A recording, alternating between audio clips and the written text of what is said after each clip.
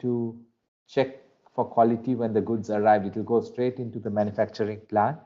So you'll have to have a very trusted and a reliable supplier to make sure that not only the goods are delivered on time, but the quality is also good.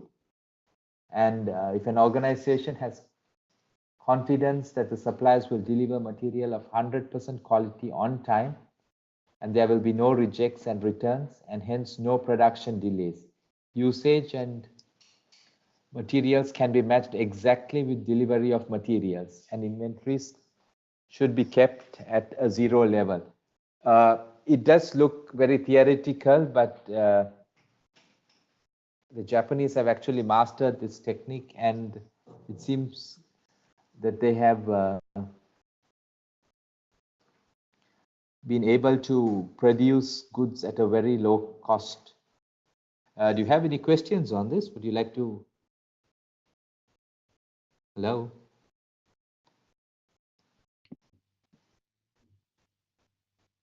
Fine. I've got no questions at the moment.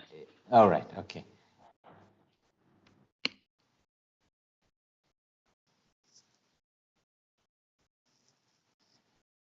Okay. Another theory that needs to be understood is called the theory of constraints.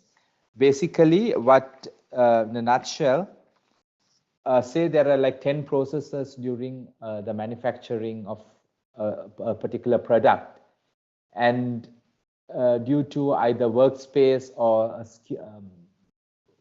a skill of a person, that imagine something flowing through a tube, and one place the tube gets smaller. That's actually how the theory of constraint works, which is also like a bottleneck. So everything relies on that particular process to be done. So if you just looking at a small example, say that you can let me just think of something. Say there are 5 steps to a process, and at the third level you've got only say 2 people to work, whereas everywhere else there's 10 people to work, and then the stock gets piled up once it comes to the third stage because of the lack of skill. So what happens is there's no point in mass producing at the other levels. What comes out is good as only your weakest link, which is at level 3. You get me? So this actually, the theory of constraint focuses on this, where you manage the bottleneck and tries to maximize the output at the bottleneck level, because everything else actually depends on this. Let me just read through this. Cost management technique, the theory of constraint, which is aimed to ensure that production flows evenly and works effectively as possible. This section closely it works very closely with throughput accounting. We'll come to that.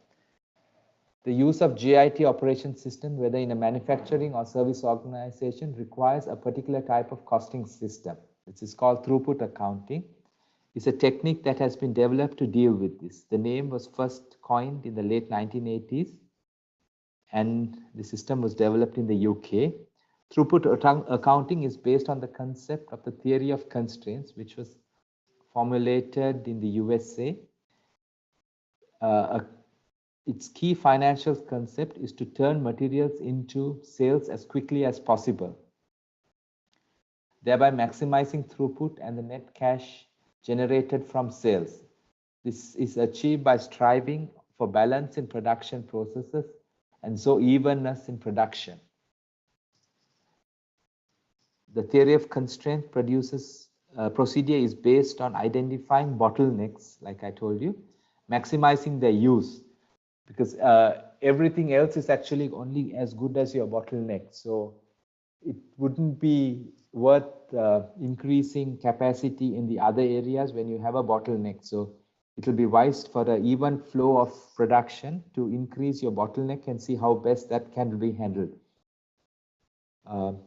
Subordinating other facilities to demand of the bottleneck facilities, eliminating bottlenecks, and also reevaluating the whole system.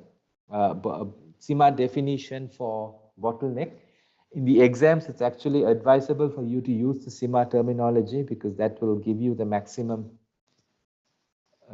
marks, right? Bottleneck is a facility that has lower capacity than preceding or subsequent activities, and this restricts output on the current capacity.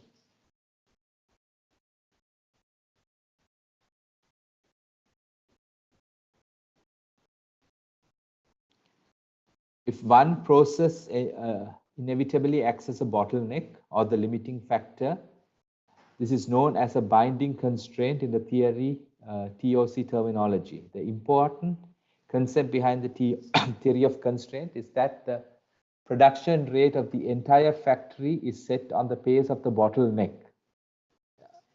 Is that clear? Yeah. So for you to actually increase production, you will have to focus your energy on increasing the size of the bottleneck or basically eliminating it. One could be by buying more equipment, provide additional training for slow workers if they are actually the cause of the bottleneck. Then to engage a product design to reduce the process on time on a bottleneck activity. Basically, you try to either take off that activity or see how best it could be done, if it can be done in a different way or something like that, so that you increase the actual speed of the production flow. And eliminate idle time at the bottleneck. Okay, you must understand that this is the key, the constraint point. So you must make sure that at that point there is no idle time at all. Basically, this should work 24/7 to make sure that whatever is available in the bottleneck is used to them as efficient as possible. But ultimately, there will always be a binding constraint unless capacity is greater than sales demand. Okay, we move to the next point. Output through the binding constraint should never be delayed or held up. Otherwise, sales will be lost. To avoid this happening, a buffer inventory should be built up immediately at prior to the bottleneck or binding constraint. Basically, you want to make sure that you do not have any idle time at the bottleneck. So you make sure that moving a bit away from the GIT theory, that you actually have some stocks available to make sure that the bottleneck is used to the maximum efficiency. Right? Operations prior to the binding constraint should operate at the same speed as the binding constraint. Otherwise, work in progress will occur and stuff will actually build up. According to TOC, inventory cost and money in terms of storage space and interest cost is not desirable. In a traditional production system of an organization, we often pay staff a bonus to produce as many units as possible. The TOC views this as inefficient since the organization is paying extra to build inventory, which then costs money to store until required. So basically, it would be wiser to incentivize the staff who are working in the bottleneck areas so that when they increase their production, you will not find the case where stock is building up within the system, right? A few practical examples for using the theory of constraints.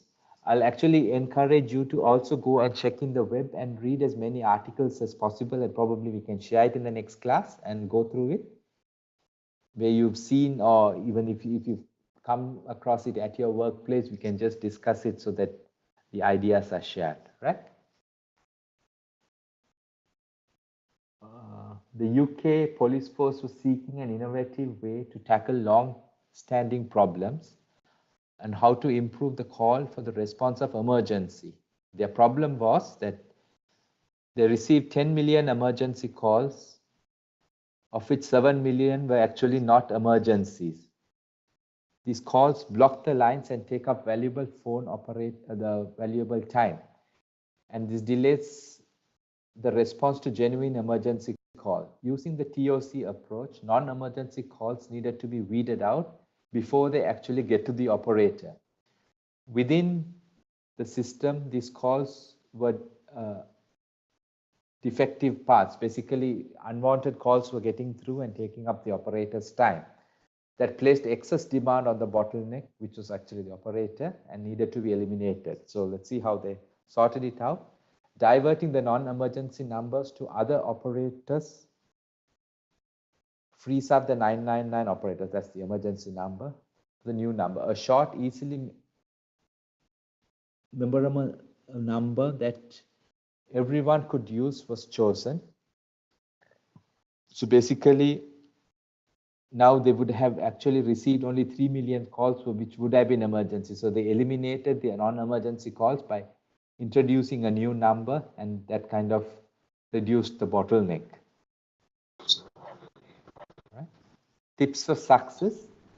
Remember that the theory of constraint is a thinking process and it's not a list of possible solutions. So basically you need to think it out to make and understand your manufacturing process and find out where your actual bottlenecks are and then try to eliminate it or at least increase the capacity. And success is more likely if the methodology is embraced by a core group of senior people in the organization. As in anything that you wish to implement in an organization, your senior management has actually got to buy into it and they've got to live it out and then implement it to the rest of the organization. Okay, and that goes down to see that all staff levels are used in finding the solutions. Okay, don't think of TOC as yet another expensive management tool. It is actually that you're rethinking and relooking at what you already have and looking at a way of using it to the best. It's not like you're implementing anything new. It's just that you're increasing your efficiency.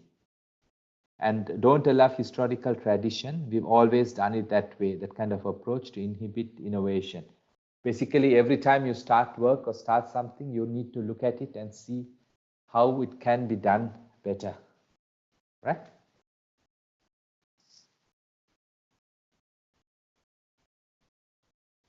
Okay, from TOC, we actually move to the throughput accounting. This section is closely linked to the previous one, the theory of constraints. Make sure that you understand what is meant by throughput. Throughput, you understood that is the bottleneck, right? And how this technique differs from the other management accounting system. I've given you the definition there.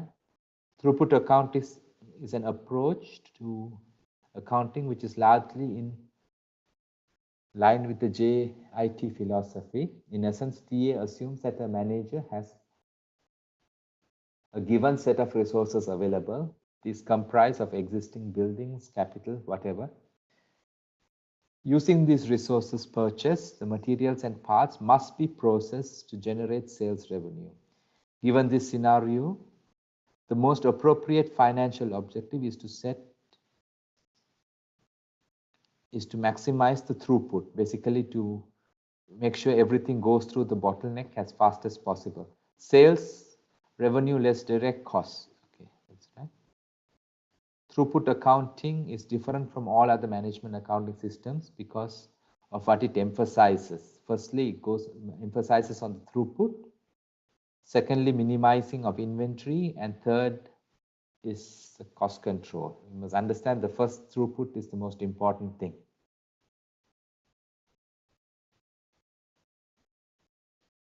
Okay, there are some concepts that they've developed around the throughput accounting system. If you need to clarify something, please let me know, right?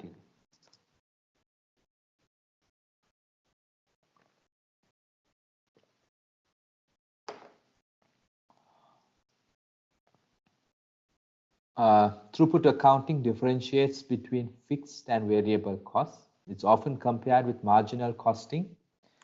And some people argue that there's no difference between marginal costing and throughput accounting, basically because it works on one particular area. In marginal costing, i.e., direct labor costs are usually assumed to be variable costs. Be clear with that? Hello? Hi, yeah, I'm clear with that. Okay, with marginal costing, I was checking, right?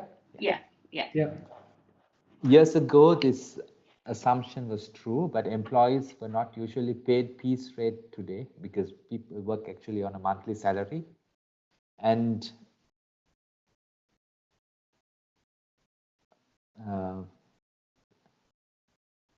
labor cost is not truly variable. Basically, you commit to the employee for the whole month.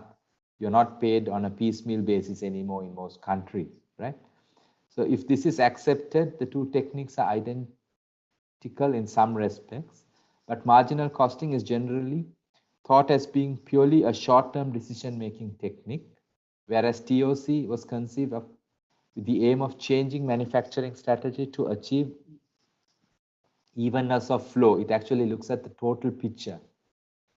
It is therefore much more than a short-term decision-making technique. Yeah, TA combines all conversion costs together and does not attempt to examine them in detail. It is difficult. It is particularly suited with the use of ABC, which we looked at yesterday. This examines the behavior of these costs and assume them to be variable in the long run.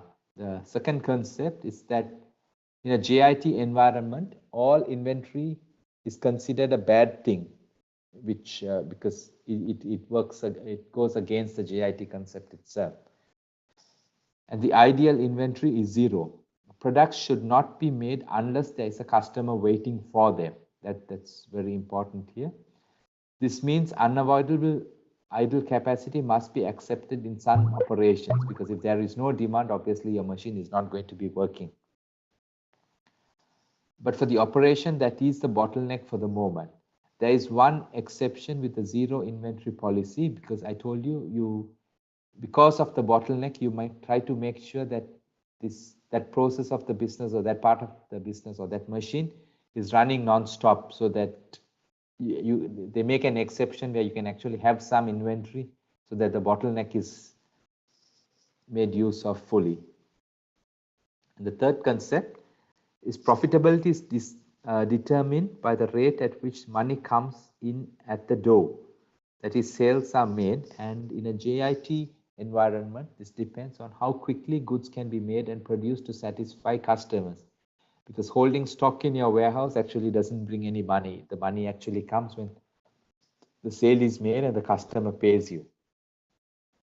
So we are moving like from a manufacturing setup to a customer-focused, sales-driven environment with this.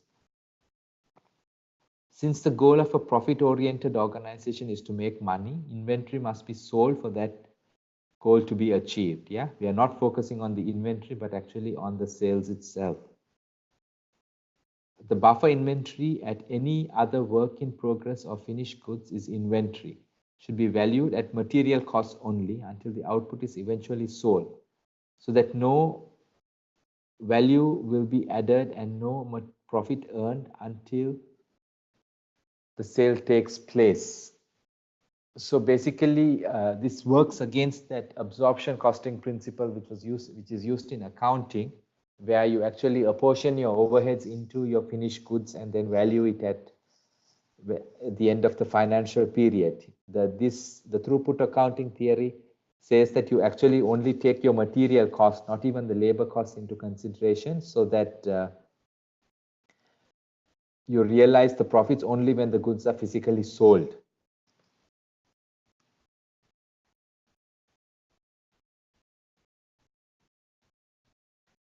Okay, have you heard of this business process re-engineering theory before?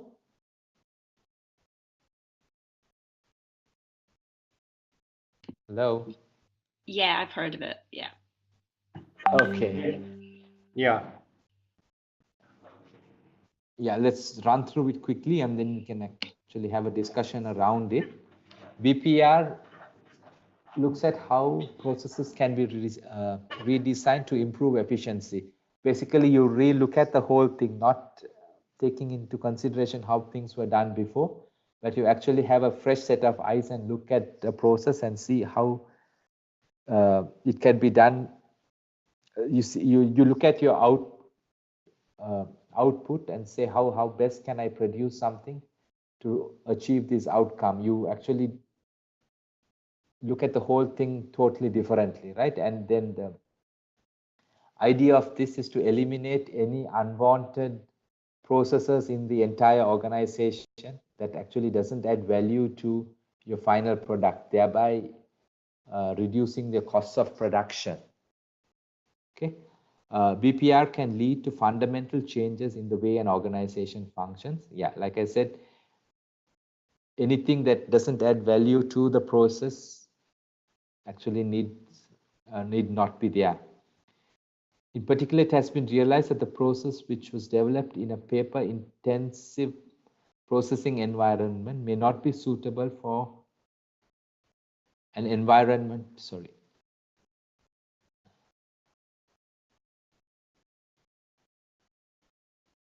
that is underpinned by IT. Basically,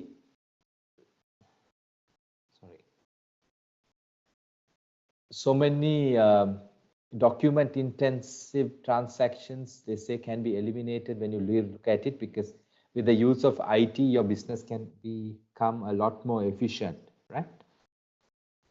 Business process re-engineering is the fundamental rethinking and radical redesign of business processes to achieve dramatic improvements in critical contemporary measures. So we are not looking at like continuous improvement for like improving on what we had already built on. This actually works totally against it. And you are going to look at everything from a fresh point of view. So practically, can ask, let me ask you a question. What kind of issues do you think a management will face if you try to introduce a process like this into an organization? The resistance to change. That's right, yes. Okay, before that, tell me, when would you actually want to implement a BPR process? Why would you suddenly want to? When competition increases and you can't afford to do things the way you're doing it, and you have to probably cut down costs and make your processes more efficient to produce the same at a lower cost. That's when people relook at how they were doing things. Yes. Anything else? It's almost the negative sort of connotation almost of cost cutting, people cutting, getting rid of deadwood sort of thing. Yes, you know. This actually happens when, say, your economy is in crisis and you hit a depression, and suddenly you wake up one day and realize that it's really not going to work out this way, you know. Mm-hmm. Because when things are smooth, you kind of use the continuous improvement process, and you try to build on and improve something that you already have. Another key place where BPR is used is actually when you go and acquire a different business, or say a huge multinational comes and acquires a manufacturing plant in another country, and then they actually use their BPR process to redo the whole thing. And it normally happens after when you take over a company, and then you use everything there is changed, especially like if you go and take over a company that has been making losses, you know it has potential, but due to bad management practices, that if the organization has gone down, then they will actually use a BPR process to actually turn the whole thing around quickly. And then again, change and managing the change will be the key success factor of BPR. Yeah.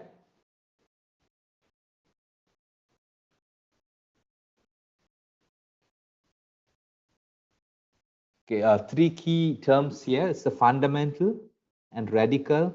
Indicates BPR is somewhat akin to zero-based budgeting. That's like you look at the whole thing again. Dramatic means that BPR should achieve quantum leaps in performance, not just marginal, which we saw in the continuous improvement side.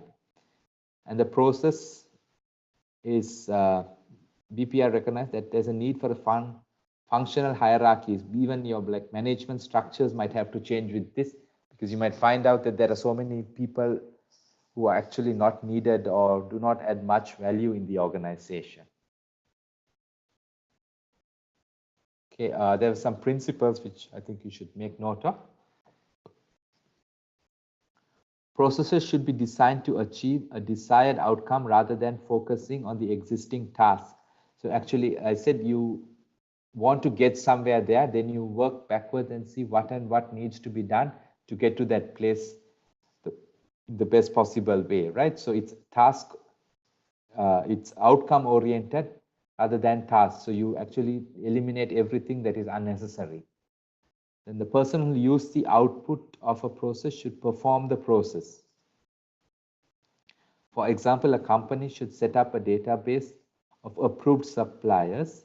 This would allow personnel who actually require suppliers to order it themselves, perhaps using online technology, thereby eliminating the need for a separate purchasing department. You actually, if you look at in a company, something as basic as stationery, one department might order, send an internal purchase order, and then somebody will do the purchasing. So there's a lot of paperwork, but with the use of IT, and if you have like an approved set of suppliers in your database, anybody with authority will be actually able to order whatever they need directly from the supplier. So having this approved list of suppliers actually eliminates the control issues, and the process actually becomes faster. And information processing should be included in the work which produces the information. This eliminates the differentiation between information gathering and information processing. And then the fourth point, geographically dispersed resources should be treated as if they are centralized. This allows the benefit of centralization to be obtained, for example, economies of scale through central negotiated supplier contracts without losing the benefits of decentralization, such as flexibility and responsiveness. Is that clear to you? Can I explain that further?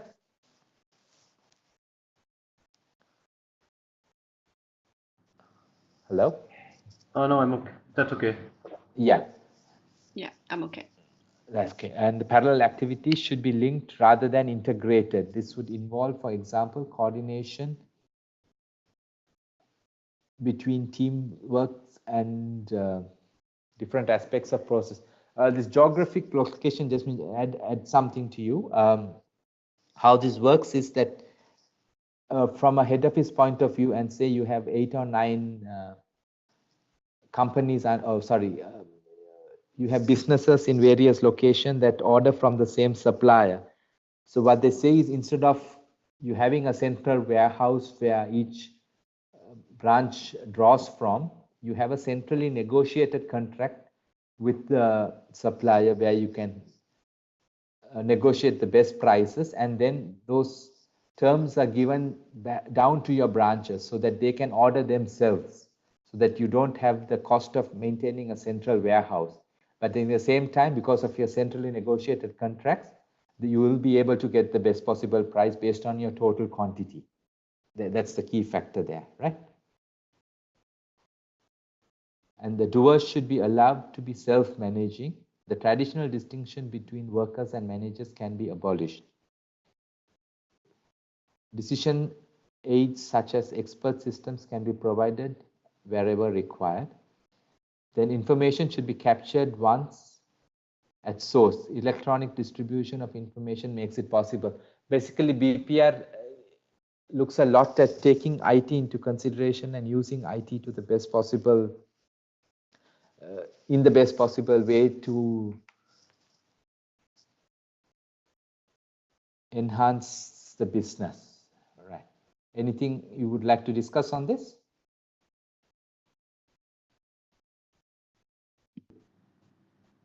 No, I'm okay. No. Okay. Yeah, let's go to the next chapter, which is the techniques of enhancing long-term profits. 1 second.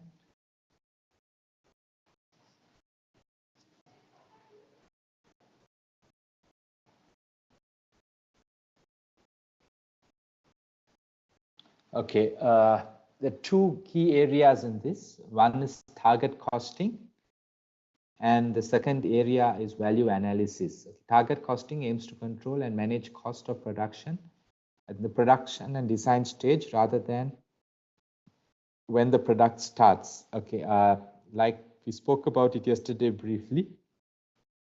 Here you actually look at what price a particular product can be sold, and then you work backwards to see if you can actually produce it and have a reasonable profit at the price that is at the selling price, which is already predetermined by market condition, right?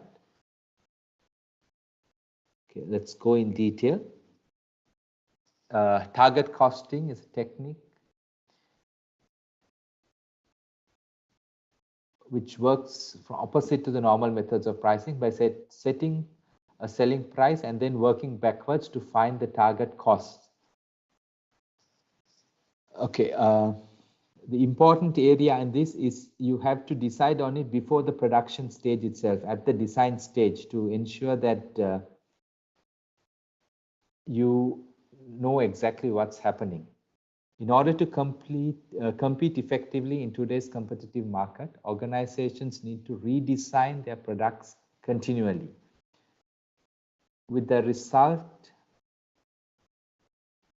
that product life cycles, I will go through that in detail, have become much shorter. The planning and design and development stages of a product cycle are therefore critical to an organization.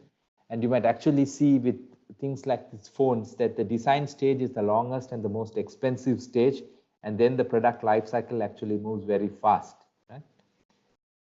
Cost reduction at the stage of a product's life cycle rather than during the production process is one of the most important ways to reducing costs of the product. General Motors estimates that 70% of the cost of manufacturing truck transmissions is determined at the design stage itself. Estimates that other companies and products often exceed 80%. So the designing is actually critical. Factors that build in costs at the design stage: the number of different components. Production time increases as the number increases, obviously. Whether the components are standard or not. Standard components are reliable and reduce inventory in handling costs. Basically, if you're able to move components and use it in different products, then the better it gets. The number of extra features. Okay, the more the features, the more complex the production becomes.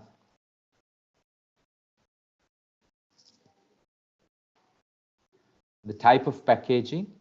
The aim is to protect the product and minimize handling costs by not breaking pallets or cases, etc. Right?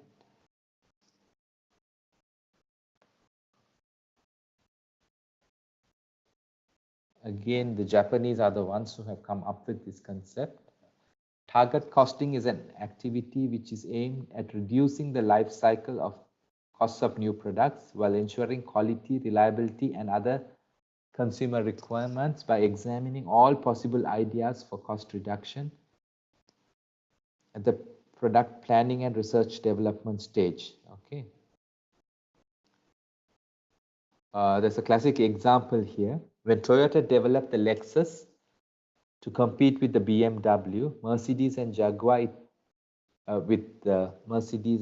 those basically the premium car market, it employed two basic concepts.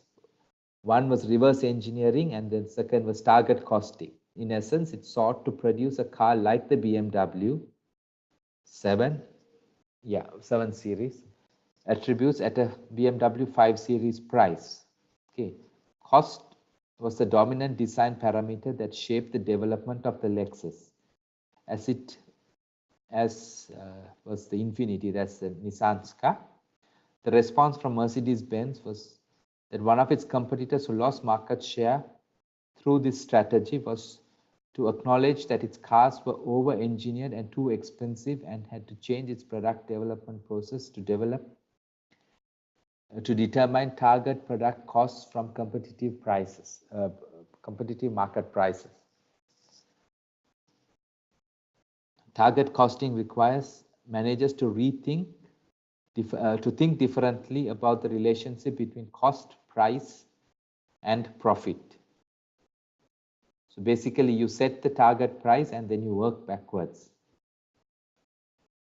Okay, selling at the target price, products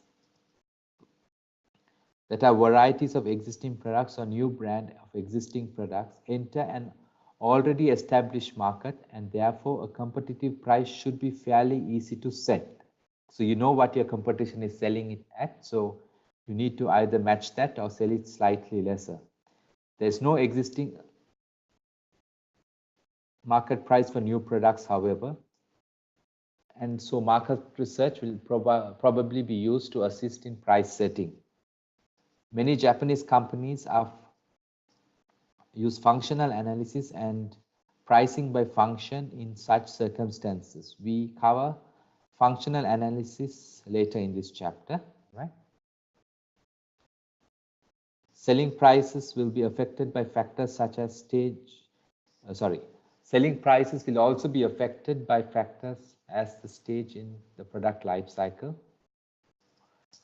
So basically, depending on what stage the product is in during the product life cycle, we'll go back to that. We'll go to that in a little while. Pricing is also set because companies do not use the same price throughout the product's life cycle. They might have a higher price during introduction, and when the product is about to die off, they normally reduce the prices to make sure that everything that's manufactured gets out of the way before the next model comes through, right? Setting the target profit requirement, this should not simply be a standard markup, but instead should be based on strategic profit plans. Producers used to derive the target profit used to derive the target profit must be agreed by all staff responsible for achieving it and must be seen as something more than just an expectation. In this way, staff will both accept responsibility of achieving and be committed to it.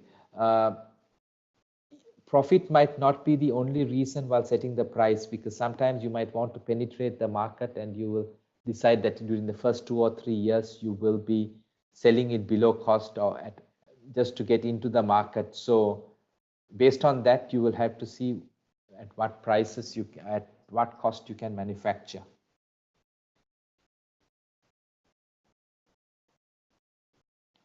Okay, the target costing process: analyze the external environment. The first step in the process is to analyze the external environment and determine what the customer requires and what the competitors are producing. Then you determine the product concept and the price the customers will be willing to pay for your product and then you have to work out the target cost. Second, you split the total target cost into broad categories and then design the product so that each functional product area can be made within the target cost, right? If a functional production area cannot be made within the target cost, the targets for other areas must be reduced. So basically you work around your total basket and see wherever you can maximize efficiency and reduce costs. So if one area is actually costing more, you'll have to see if that cannot be cut down, you'll have to go and cut down the cost in another component so that your overall basket is at the correct cost. Once it's decided that it's feasible to meet the total target cost, detailed cost sheets will be prepared and the process will be formalized.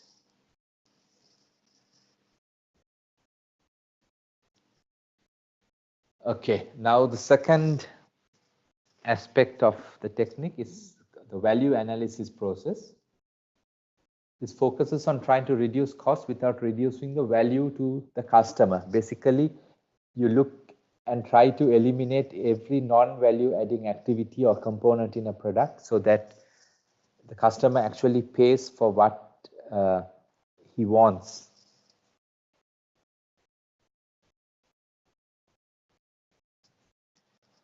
Okay, the definition CIMA has given for the value analysis: a systematic interdisciplinary examination of factors. That's systematic and disciplinary. You must understand those two key terms. Affecting the cost of production or service in order to devise means of achieving the specified purpose at the most economically at the required standard of quality and reliability. The value of the product must therefore be kept at the same or else improved at a reducing cost. So you're looking at maintaining the quality at the minimum cost. Then the other concept is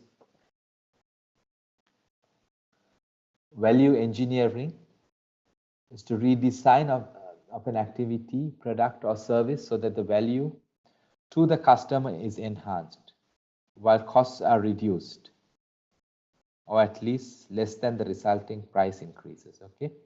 The distinction between value engineering and value analysis is not clear cut, but in general, value engineering is cost avoidance or cost prevention before production, and value analysis is cost reduction during production. So basically, you are looking at maximizing or minimizing your cost during the design stage and during production, thereby maximizing the value given to the product.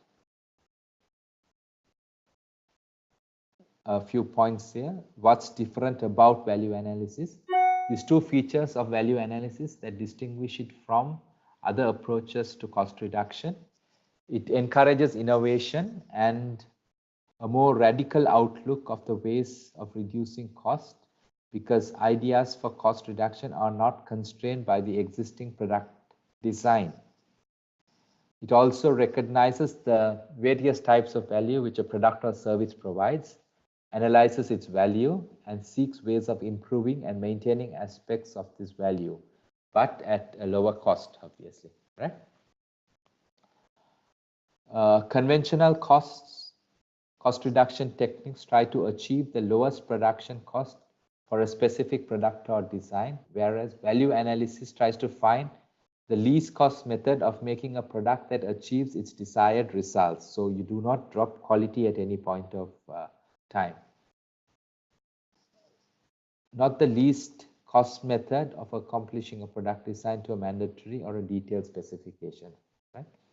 The values of this is the cost value is the cost of production and selling one item. The exchange value is the market value of the product or service, and its user value is the value what the article does and the purpose it fulfills. And the esteem value is the prestige the customer attaches to the product. So these are the factors that your value is determined on.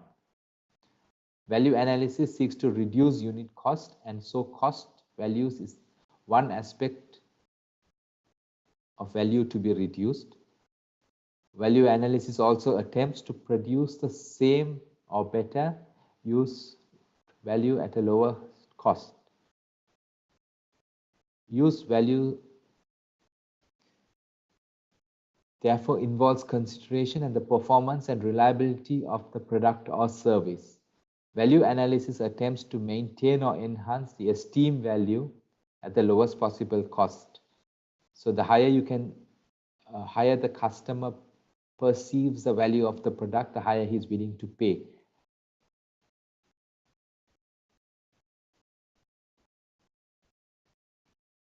Okay, the scope of value analysis. Any commercial organization should be continually seeking to lower costs so that they can maximize their profits, better their products, and there are 3 or 4 ways that they can do that. Eliminate cost elimination and cost prevention, cost reduction. Okay, elimination and prevention will be during the design stage of the product. Cost reduction is during production. Improving product quality and so selling greater quantities at the same price as before, and improving product quantity.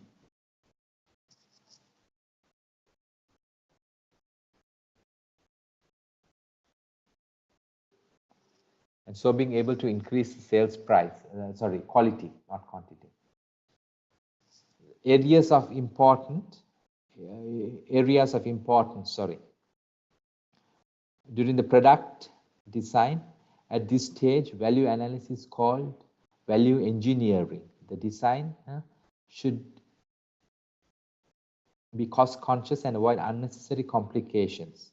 Simple product design can avoid production and quality control problems, therefore resulting in lower costs. Then the components and material. The purchasing department should be aware of lapsing into habit with routine buying decisions. It's crucial for them to play a critical role to reduce costs and improve value by procuring the desired quality materials at the lowest possible price. Then the production side of it, production methods ought to be reviewed continually on a product by product basis, especially when changing technology. Okay, 1 minute.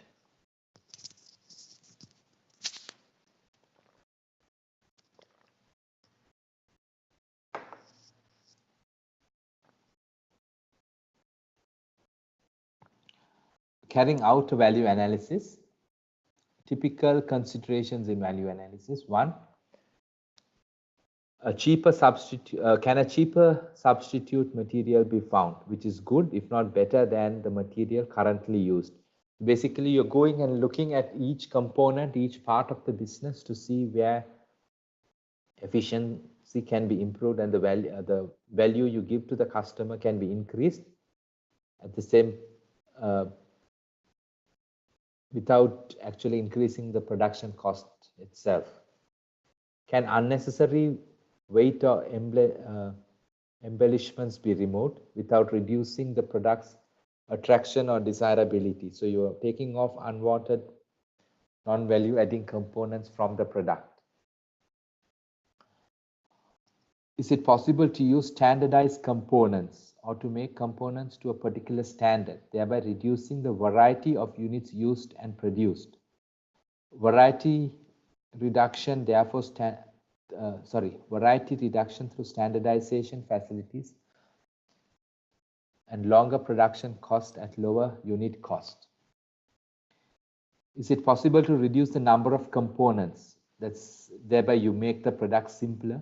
For example, could a product assembled safely with a smaller number of screws?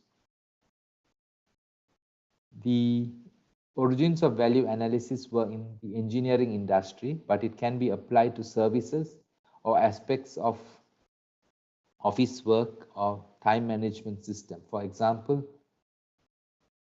the value of information, reports, and so on. Like in a company, for an example, you would find that the accountants produce so many reports that people actually don't make use of. So if it's actually analyzed, you will be only doing the work that is actually used, and your staff will not be wasting time on things that are actually not necessary. Another place where this value analysis is used in is very much is in the airline industry. You'll see that they'll do analysis based on how much customers are carrying and what they actually look for in the flight, and then they base their product on what the customer actually wants. Because if the customer is looking for more leg space,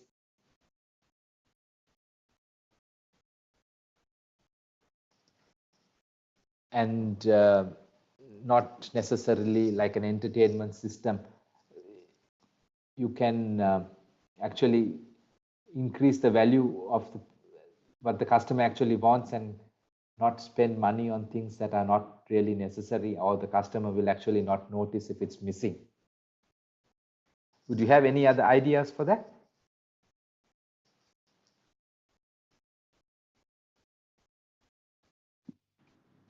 Benzi?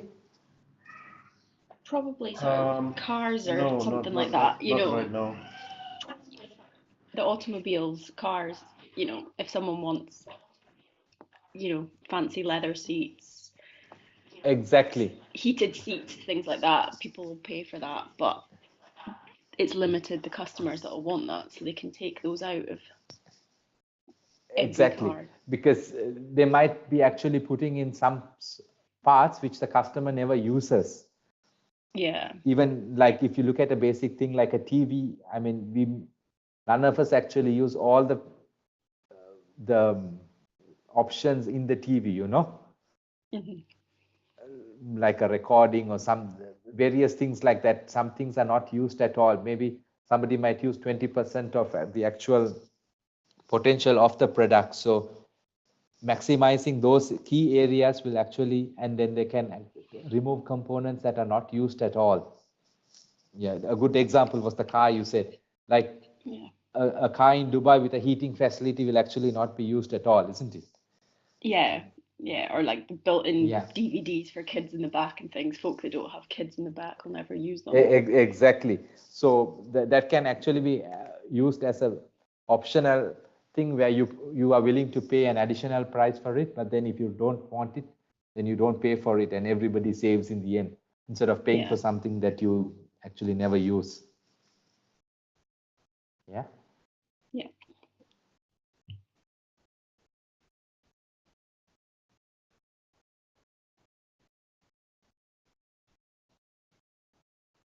Okay, now we move on to the value chain. That's the next area of.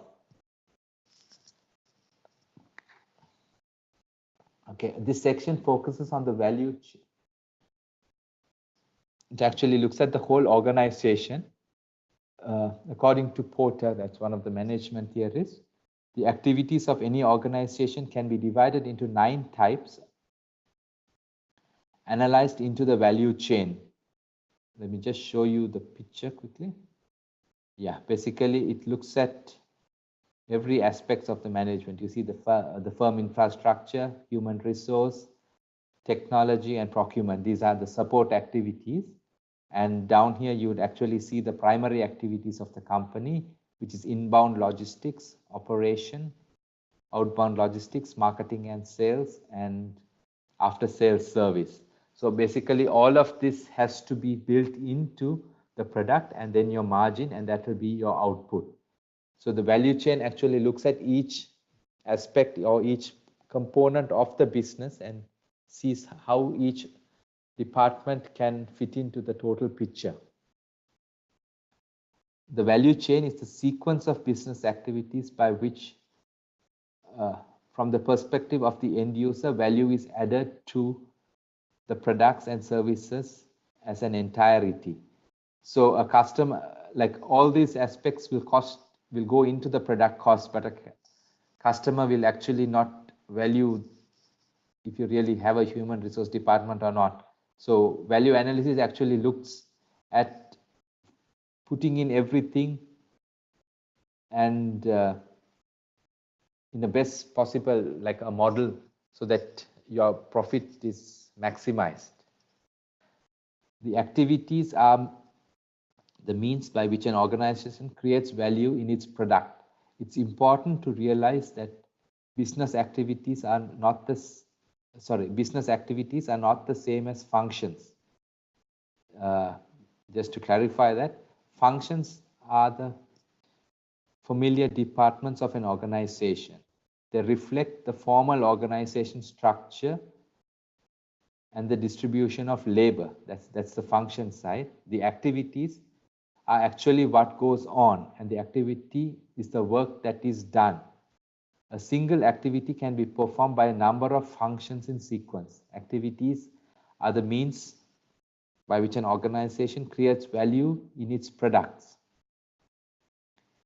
They are sometimes referred to as value activities. Activities incur costs and, in combination with other activities, provide a product or service that earns revenue. For example, most organizations need to secure resources from the environment. This activity can be called procurement. Procurement will involve more departments than purchasing, however. for example, the accounts department. Okay, we'll look at the primary activities and the support activities in more detail. Primary activities are directly related to production, sales, marketing, delivery, and service. Some of them: inbound logistics. That's the receiving department, your handling of storage to the production system. Example, warehouse, the transport, the inventory control system, so on. Operations, that's actually the manufacturing process. Converting resources inputs into the final product. Resource inputs are not only materials. People are resources, especially in the service industries. Then the outbound logistics focuses on actually getting the product or service to the customer, storing the product and its distribution to customers. Yeah. Marketing and sales, it's informing the customers about the products, persuading them to buy it and enabling them to do so. Then the after sales service is actually to look after the customer's interest after you have sold the product. That's after sales service, installing, repairing, upgrading, providing spare parts, and so on. Okay, support activities, as the name suggests, actually looks at the other support areas in the business, like procurement, acquiring the resource inputs to the activities, technology department, that will be your IT department or your computer department, designing products, improving processes and resources, the human resource department, which looks at the training, developing, recruiting, things like that. Then your infrastructure, that's your planning, finance, quality control. Okay, Porter, one of the management experts, actually believes that they are crucially important to an organization's strategic capability in all primary activities. So basically, the support structure has to be good to support the primary activities of the primary departments of the business. Okay, this we looked at from a manufacturing point of view. If you go to the service industry, your departmental structures will be slightly different. There's R&D, design, production, marketing, distribution, customer service. Those will be your primary. And then your support will be strategy and admin, finance, and things like that. The value chain assesses that whilst excellence in manufacturing is essential for success, it is not sufficient to guarantee success. All business factors should still add value and can run consequently or concurrently. Value can also be added by way in which these activities are linked. So just like a factory production flow, you need to ensure that every department works in sync and treats the other department as an internal customer, so that everybody's needs are serviced. The R&D, where new ideas of products or services or processes are made.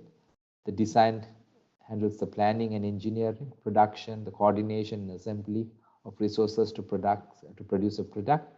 Marketing looks after teaching customers about their products and persuading them to purchase. Distribution looks at the delivery and the logistics. And the customer service obviously looks at the support side.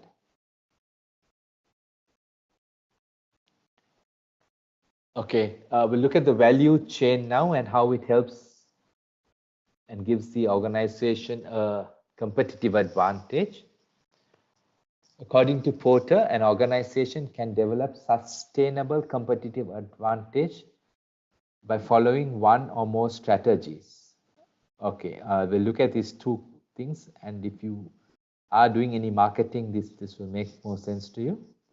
The low cost strategy, essentially this is a strategy of cost leadership where you produce the product, you produce it at the least possible cost. That means Nobody else in the market can match your production costs. This involves achieving a lower cost than any competitor. Yeah.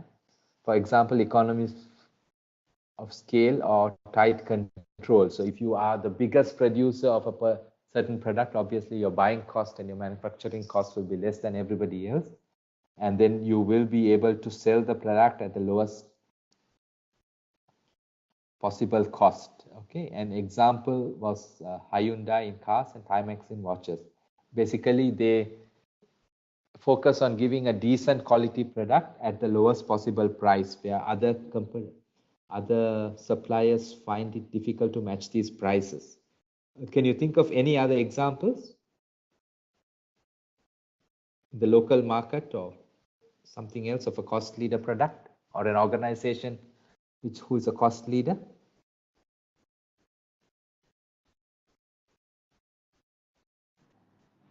Benzi? Nothing comes to mind right now. I had the cars, the Hyundais and the Kias in mind too, but you've already mentioned them. Okay.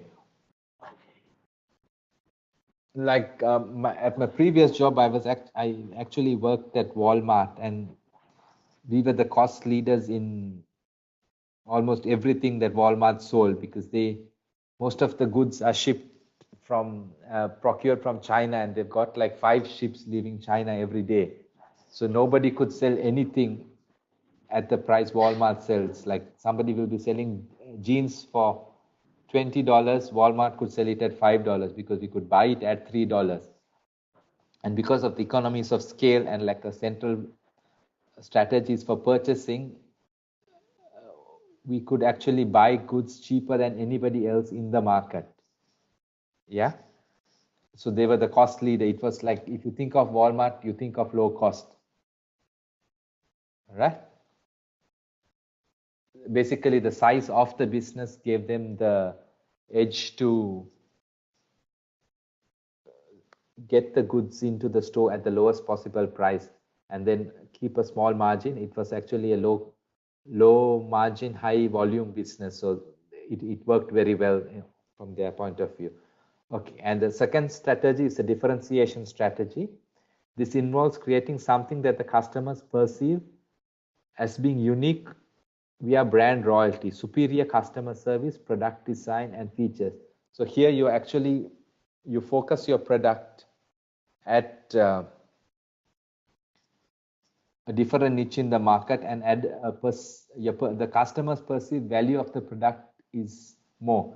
So say the same example is used here. Look at Hyundai, and then on the other side you get Mercedes and Timex, and on the other end you get Rolex, where it's the same. The use of the product is the same thing, but the same product is positioned in 2 different ways. So the pricing strategy is obviously very different. Yeah. Okay. As competitive advantage, it's gained either from providing a better customer value for an equivalent cost, or equivalent customer value at a lower cost. So depending on your product, you will base your pricing strategy. Obviously, if it's like a commodity like rice or sugar or things like that, there will not be any value in differentiating the product. So if it's a product like that, you will have to employ the low cost strategy. You get me? The more you can differentiate the product, and that's when you have a chance of adding a premium price to it. Is that clear? Yeah. Okay. That's with the value analysis. The next area is cost planning. One second, let me pull this slide. Okay, okay. This is an interesting area which looks 2 subtopics that come under it. One is the learning curve, and the second is the life cycle costing and the customer life cycle. Look at the learning curve. That's basically improving your efficiency as you continue to manufacture or work on something.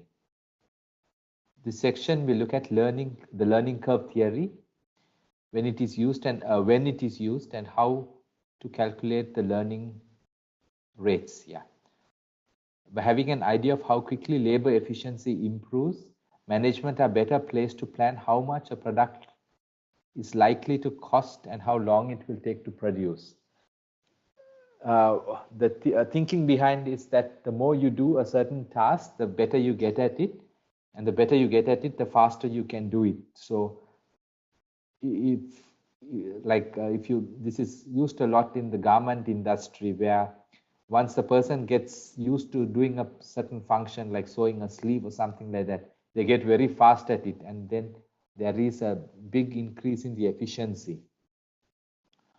The learning curve theory is used to measure how, and in some industries and in some situations, the incremental cost per unit of output continues to fall as the extra units produced, because the labor rate gets faster.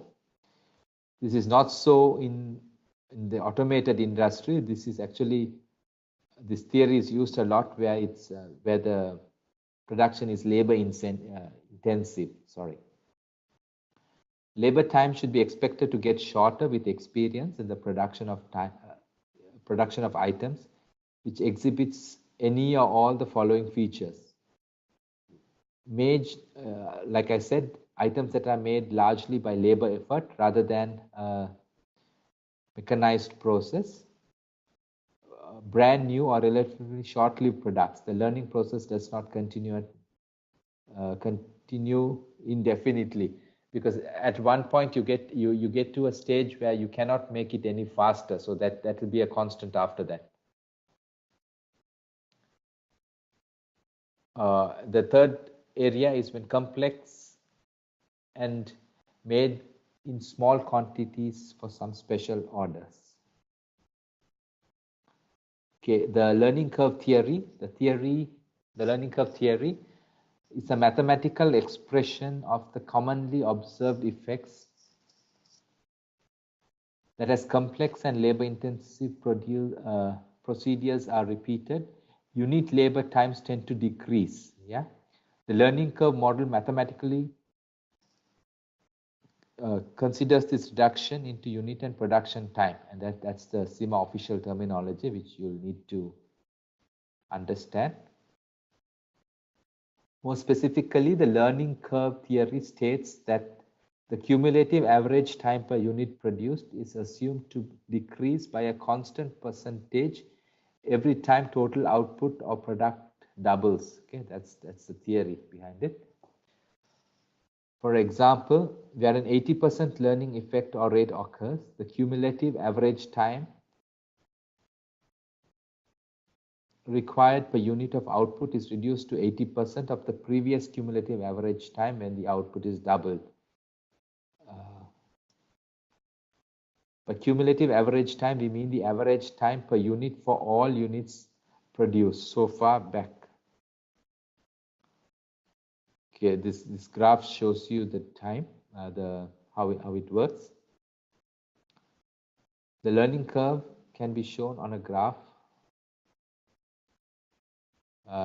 for the cumulative total time. So you see that the more you produce, here, that's where the curve is thing. So your production rate actually gets faster. Yeah. The curve on the graph A, this one, becomes horizontal at this point here, right? Once a sufficient number of units have been produced, because after that your efficiency does not increase any further. You basically reach the optimum efficiency level. At this point, the learning effect is lost, and the production time should become a constant or standard, to which a standard efficiency rate may be applied.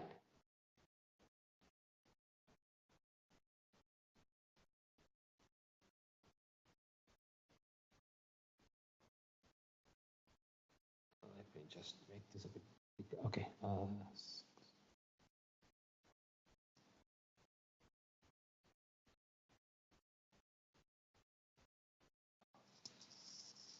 Okay, the practical applications of the learning curve theory. what costs are affected by the learning curve. Okay, learning curve, like we spoke about it, actually wherever there's a labor component, that's when the learning curve comes, because you know that machines, even if you produce 1 unit or 10 units, the average production time doesn't reduce because there's actually no learning effect. What costs are affected by the learning curve? That's direct labor time and cost, variable overhead costs if they vary with labor hours, like the material costs are usually unaffected by the learning curve among the workforce, although it is conceivable that material handling might improve, and so wastage costs might be reduced. That's a small component, and then again this is linked to the labor. The fixed overhead expenditure should not be affected by the learning curve, although an organization that uses absorption costing fewer hours, that's really not relevant. Yeah. The relevance of learning curve effects in management accounting. Yeah, that's where we come in. The situation in which learning curve theory can be used, those are the areas that can be used. One, to calculate the marginal or incremental cost of making extra units of a product. Number two, to quote selling prices for products and services, where prices are calculated at cost plus a percentage markup for profit. Number three, to prepare a realistic production budget. Number four, to design more efficient production schedules. And number five, to prepare realistic standard costs for control purposes. Yeah.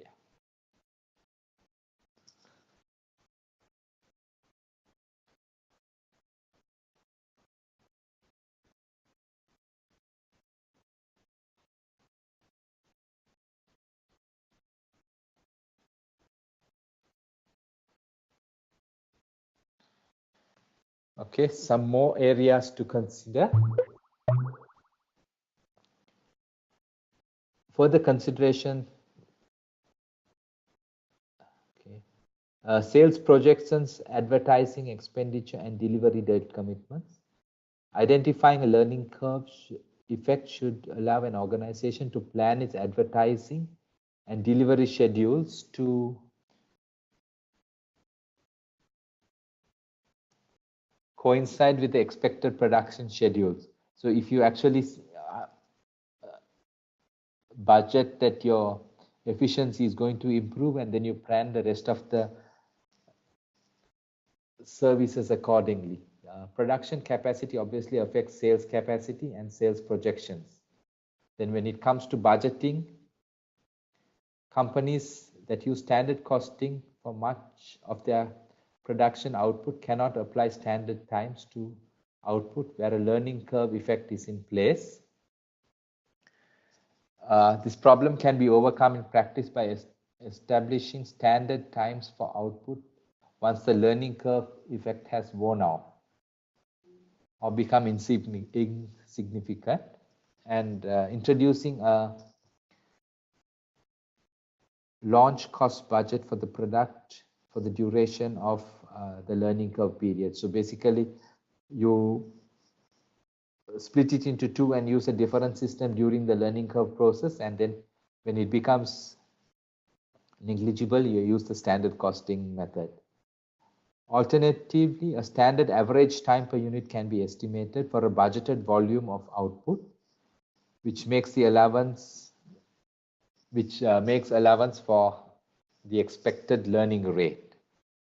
So you basically use an average during the period of time so that the effect cancels off. In cash budgets, since the learning effects reduce unit variable costs, more units are produced. It should be allowed for in cash flow projections. So not only the sales, they're looking at it from a cash point of view also, so that you take the effects of the learning curve into consideration. And work scheduling and overtime decisions. To take full advantage of the learning curve, idle production time should be avoided and Work scheduling, overtime decisions, etc. should take account of the expected learning effect. Then you pay the pay where the workforce is paid for actual productivity or bonus. The time needed to learn a new production process should be allowed for in the calculations of bonuses for a period.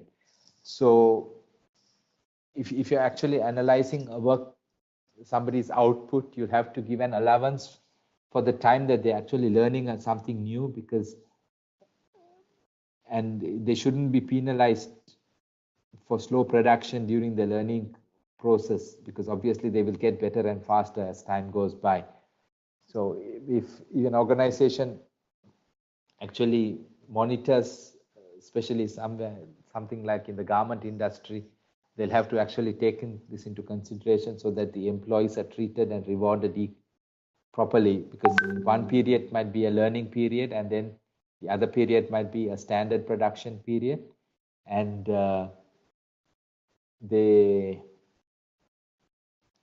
should not be considered to be less efficient during the learning period because they are slower actually because they're learning something new, right? And recruiting new labor. When a company plans to take on new labor to help with increasing production, the learning curve assumption will have to be reviewed. Actually, the new staff will not be able to produce as fast as your existing staff. So this needs to be taken into consideration. And market share, the significance of the learning curve is that by increasing its share in the market, a company can benefit from shop floor, managerial, and technological learning curve to its economies of scale. Basically, they're saying that the more you do it, the more you can learn from it. Okay. Then, as in anything, the problems with applying the learning curve theory. First, the learning curve phenomenon is not always present, and it assumes stable working conditions which will enable the learning to take place. This is not always practical. Okay, then it must assume that a certain degree of motivation amongst employees. So the learning curve actually assumes that somebody will get better and faster at a process the more they do it, but then it ignores the fact that your motivation also drops, because repetition also will cause demotivation, and actually the employee might take longer to do some things because there's nothing exciting about it. The breaks between repeating production of items must not be too long, or workers will forget and the learning curve process would actually begin all over again. Yeah, it might be difficult to obtain enough accurate data to determine the learning rate, okay, because analyzing this and getting the data might also be an issue.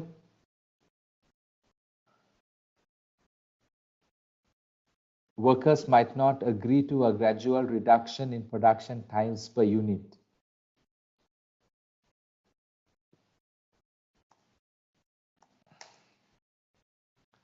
And the production techniques might change. Product design alterations might be made so that it takes a long time for a standard production methods to emerge. So if there's actually amendments to the product that you're producing, then the standardization process takes longer to get into place. Any questions, or you like something you'd like to share during this? Lane? No, I'm okay. Okay.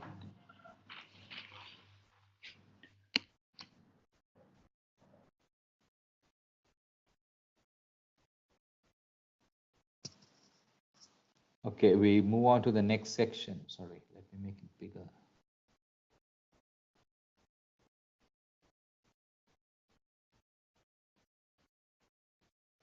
Okay, life cycle costing. Life cycle costing is another technique used for cost planning. This section focuses on the concept of life cycle costing and how life cycle costing are linked to marketing strategies at various stages of a product life cycle. If you look at any product, it will not be constant. There will be an introduction stage, a maturity stage, and then obviously the product will be replaced by some other product. So the costing of the product will be different throughout all these stages. So what companies do, like especially the technological companies, the companies like make phones, they know that the product will last only for a particular period of time before it's replaced by a new product or a new model. So what they do is that since there's so much research and development costs involved, they look at the total life cycle of the product and try to manage the cost during that, because whatever is spent on the product has to be recovered within the 2 years where probably it will be replaced by the next product. Yeah. So we look at the components of a product's cost over its life cycle. So it starts with research and development, design, which includes design, testing, production, process, and equipment. The technical data cost of purchasing any technical data required. Then the training cost, including initial operator training and skills updating. Then we go on to the production costs, the distribution costs, transportation and handling costs, marketing costs, inventory costs, and then the retirement and disposal costs that are occurred at the end of the product's life cycle. Then the life cycle cost can apply to not only to products but to services as well, and to customers and to projects. Traditional management accounting systems are based on the financial accounting year and tend to assess the product's life cycle into a series of annual sections. This means that management accounting systems do not accumulate costs over the entire cycles. They do not therefore assess the product's profitability over its entire life, but rather on a periodic basis. Is that clear? Because if you look at an organization's, even the management accounts or the financial accounts, it won't actually give you the true picture based on the product's life cycle, because you might be incurring more costs at the beginning, whereas your revenue from the product is low. And then the next period, it might even off. There will be lesser costs and more sales coming. And during the end of the life cycle, you will have minimum costs and a lot of revenue. It doesn't actually mean that your organization is doing good or bad during a particular period of time, but you'll have to actually look at the whole life cycle to understand where an organization stands. Is that clear? So that even your cash flows and your investment decisions are all based on it. So looking at the periodic concept of either the financial or the management accounts doesn't actually show the true picture of the organization. Right? Life cycle costing, on the other hand, tracks and accumulates actual costs and revenues attributable to each product over the entire product's life cycle. Hence, the total profitability of any product can be determined. This is very important with actually companies with a few products that contribute to a large portion of their revenue. Because if a company has products that's at the end of the life cycle and they have not actually invested in products, new products, then the viability of the company itself is at risk. Right? They might be actually showing higher profits because there is products earning revenue and there's no cost involved, but then you will see that within a couple of years that the company will be gone, and it might have had very high profits, but then because it hadn't invested in new products, that the viability of the company itself will be at question. And life cycle costing is the profiling of the cost over the entire product life, including the pre-production stage. Yeah. Yeah, if you can just look at this table, you'll see the different stages of the product life cycle. That's development, the introduction, growth, maturity, and the decline. And on the second column, if you look at the sales during development stage, there's no sales at all. Basically, you have a lot of R&D costs, but no revenue. So if you're analyzing a company's financial statements, it will actually be wise to look at,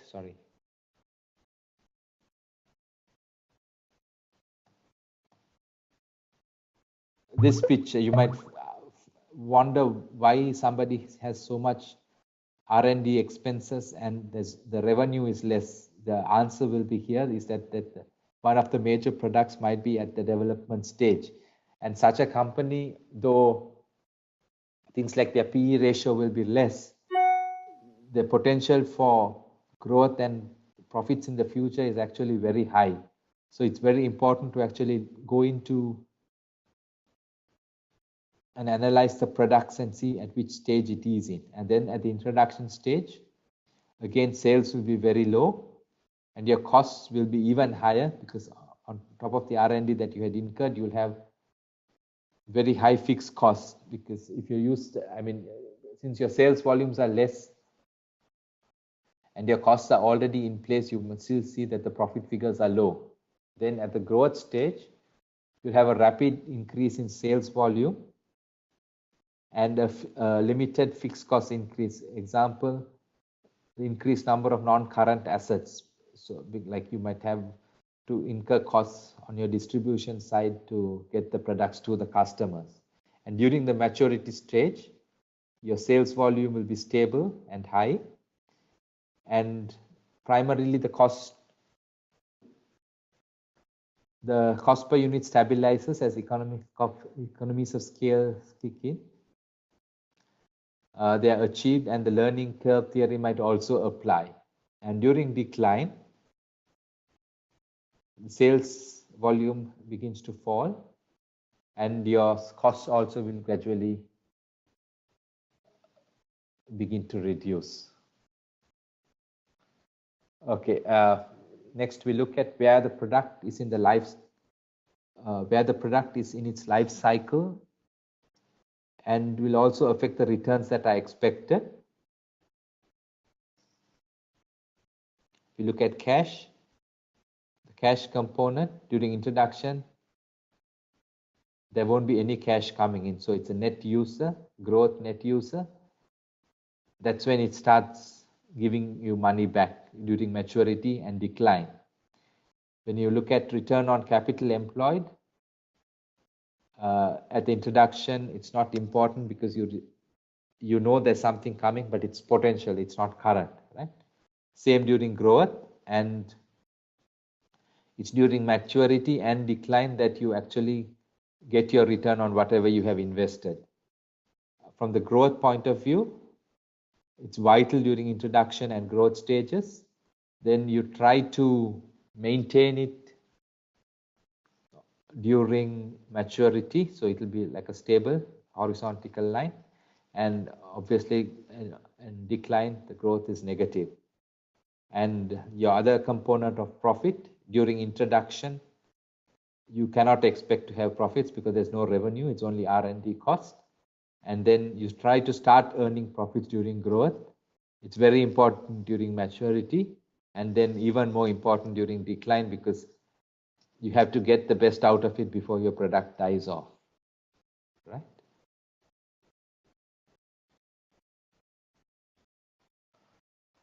Okay, problems with traditional accounting systems. Traditional accounting systems do not tend to relate R&D costs to the products that cost them. That's actually a management accounting problem. Instead, they write off these costs on an annual basis against the revenue generated by existing products. So basically, the existing products will be bearing the costs of the new products, at least from the financial statement point of view. then this makes the existing products seem less profitable than they really are. That's what I explained just now. And there's a danger that they might be scrapped quickly.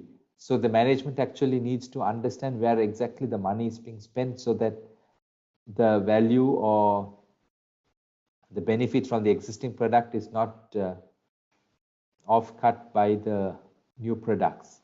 Then if R&D costs are not related to the casual products, the true profitability of that product cannot be assessed. Then traditional management accounting systems usually total all non-production costs and record them as period expense. While life cycle costs, these costs are traced to individual products over a complete life cycle so that you actually know what's happening in detail. Yeah.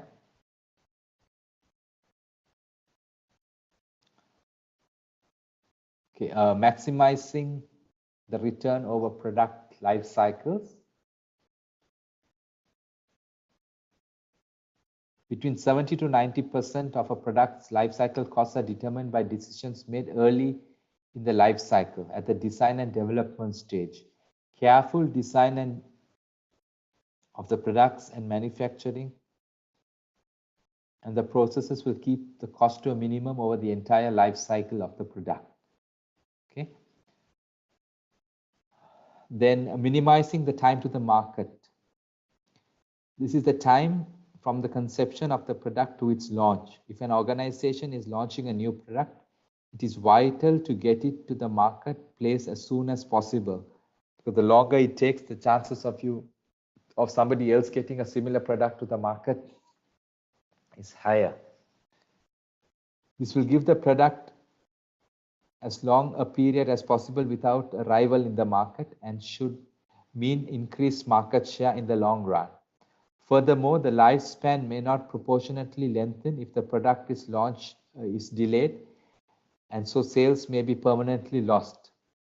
So you need to launch it when the need is there in the market. So the longer it takes to develop a product, the shorter the life cycle becomes. It is not unusual for products' overall profitability to fall by 25% if the launch is delayed by 6 months. So basically in 2 years, your product becomes obsolete if you fail to launch it. Yeah. This means that it's usually worthwhile to incur extra cost to develop the launch on schedule or to speed the launch. So the faster, again, they reiterate the importance of a quick launch from the conception point. Yeah. An example given here, when Motorola announced a delay in its launch of its new smartphone in 2011, the share price of the whole company dropped by 4%. The postponement also meant that Motorola's phone was eventually launched just weeks before the iPhone, and then obviously the product life cycle was drastically reduced due to a competitive product being launched. Okay, and the other aspect of this is customer life cycle, life the product. Mainly for service organizations where they depend on key customers, it's very important to focus on the customer life cycle as well. Okay, just to brief you, customers also have life cycles, and an organization will wish to maximize the return from a customer over their life cycle. This aims to extend the life cycle of a particular customer or decrease the churn rate, as the Americans say. Yeah. This means encouraging customer loyalty. For example, some supermarkets and other retail outlets issue loyalty cards that offer discounts to loyal customers who return to shop and spend a certain amount with the organization. The existing customers tend to be more profitable than new ones, and they should be retained wherever possible. Would you be able to give me some examples for this customer, where a customer life cycle will apply to an organization, other than the retail where we looked at? Elaine?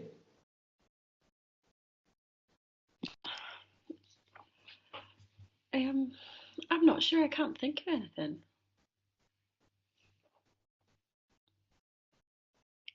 Benzi?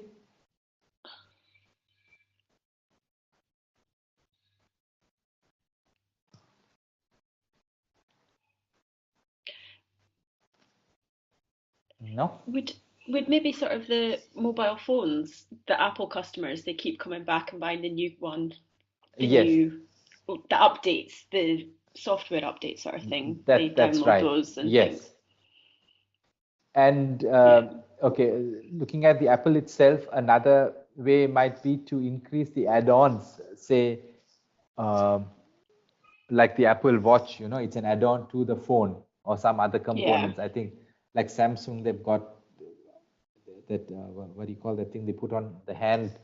So those are all things oh that yeah, you have already sold the phone and now you want to get something else out of the customer. So you add on a product and then you increase the life cycle of the customer. yeah, like the MacBook connects to the iPhone and the iPhone connects to the iPod thing. That's right. And Yeah, another thing people use in this in the field of software is that they have this licensing, right? When you buy the software, you pay for the initial, then every year you yeah, pay for the licensing. So that increases the customer life cycle because they keep coming back to you. yeah. Get They me? know Yeah, the product, so they will go for that rather than change. that's right. And then for the Yeah, updates, they are dependent on you, so they will come back to you to get it upgraded. yeah, And I think even this companies that sell cars, they have what you call that, where you return the car and then you pay an extra amount and you get the newer model, right? yeah. But what's it called, an upgrade, or they buy back the old car and they guarantee a price. They'll say after 3 years we will guarantee to buy it Yeah, at this price. the part exchange sort of thing. That's right. Yeah. So Yeah. that all that increases the customer life cycle. Okay, let's get back to the theory. Customers become more profitable over their life cycle. The profit can go on increasing for a period between approximately 4 and 20 years. For example, if you open a bank account, take out an insurance or invest in a pension, the company involved has to set up the account, run checks, and so on. So there's cost involved. The initial cost is high, and the company will be keen to retain your business so that it can recoup its cost. Yeah, that's a good example. Once customers get used to their supplier, they tend to use them more frequently. And so there's a double benefit in holding on to these customers. For example, if you use the bank to purchase shares on your behalf, you may take out a second insurance policy with the same company. So basically, if you get used to a particular supplier, you go and keep reusing them and then also introducing them to your family and your friends and your businesses. So the frequency of purchase increases. Okay, the projected cash flows over the lives of customers or customer segments can be analyzed to highlight the worth of the customers and the importance of customer retention. It may take a year or more to recoup the initial costs of winning a customer, and this should be referred to as the payback period of the investment in the customer. The investment in the customer and the consequent returns can be analyzed in the same way as an investment in a capital project. Yeah, so basically it's like investing in a product. There is an initial, your cash flow might be negative at the beginning, but then obviously you recoup your investment in the customer over the life cycle of the customer. So this actually, you look at the customer as a product, and the same theory is applied. I think CIMA has put a lot of weightage on this customer theory, so they've given a lot of points. They look at the introduction stage, and another key area to look at is the marketing mix, which is the product, price, distribution, and promotion. And they use a different marketing strategies, which is very interesting at each stage. So since time is of essence, I'll just run through the marketing mix and then you can read the rest of the points. During introduction stage, they are relatively undifferential to products. Prices are generally high on the assumption that a market skimming strategy is adopted in order to earn a high profit margin at the early adapters and from early adapters and recoup development costs quickly. If a penetration pricing policy is adopted, introductory prices will be low to gain market share. Then from distribution point of view, this will be selective and scattered, and promotion. This is aimed at building brand awareness. Early adopters may be offered samples or trial incentives. That's the introduction stage. At growth, here the aim during this stage is to gain consumer preference and increase sales.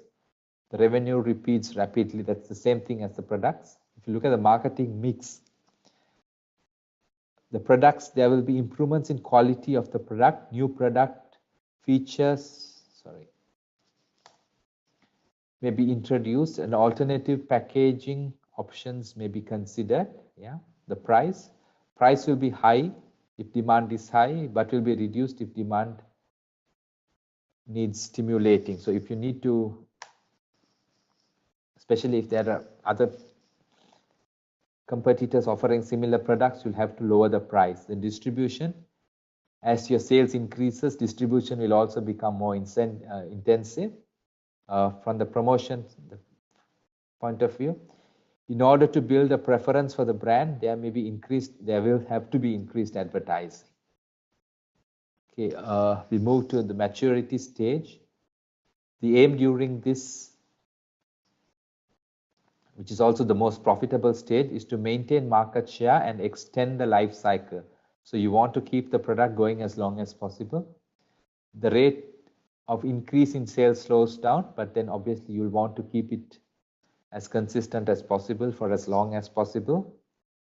Advertising expenditure is reduced as brand awareness is already strong. Market share and prices may fall as competition increases. Then product differentiation will become more increasingly difficult given the similarity of competitor offerings.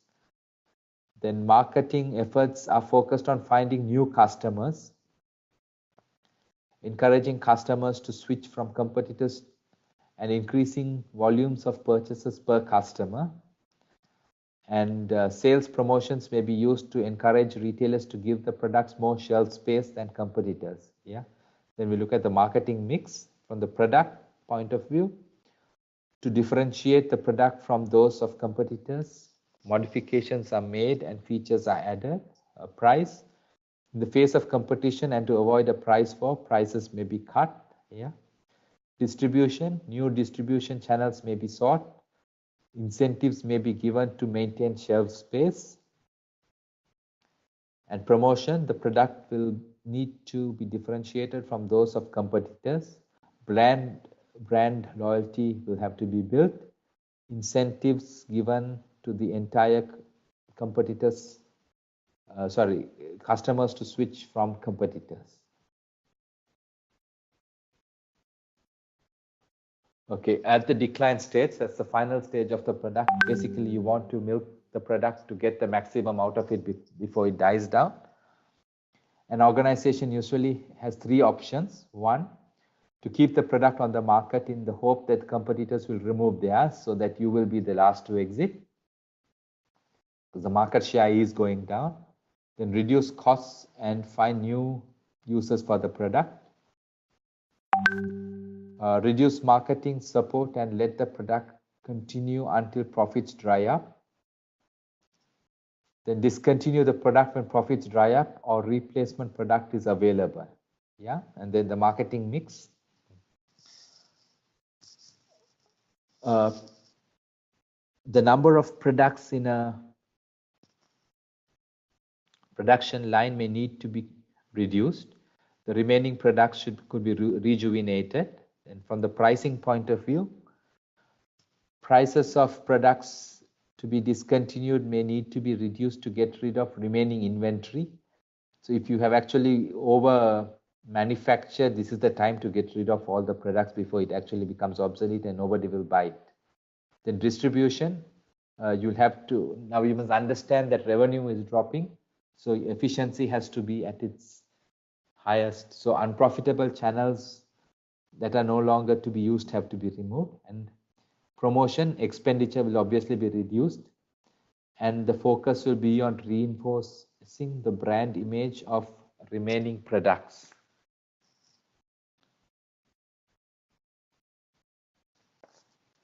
Okay, then just to summarize the advantage and disadvantages of the product life cycle concept for marketing strategies. 1, the life cycle curve of different products may vary immensely, and so the concept is not always accurate.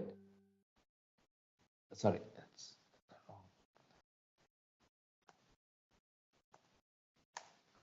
It's not always an accurate tool for sales forecasting purposes. And number 2, it has been suggested that the product life cycle may become self-fulfilling if it is thought that a product is in the decline stage and the advertising budget is cut, the product will decline further. Yeah, so whatever you do, you need to actually understand what's happening so that you do not undermine the product. Then the product life cycle does offer a framework within which alternative marketing strategies can be planned. However, which will address the various challenges and products are likely to face. And number 4, it also offers a means of comparing performance with products with similar life cycles. Yeah. Okay, that's about it. Do you have access to the Dropbox? Yes, we do.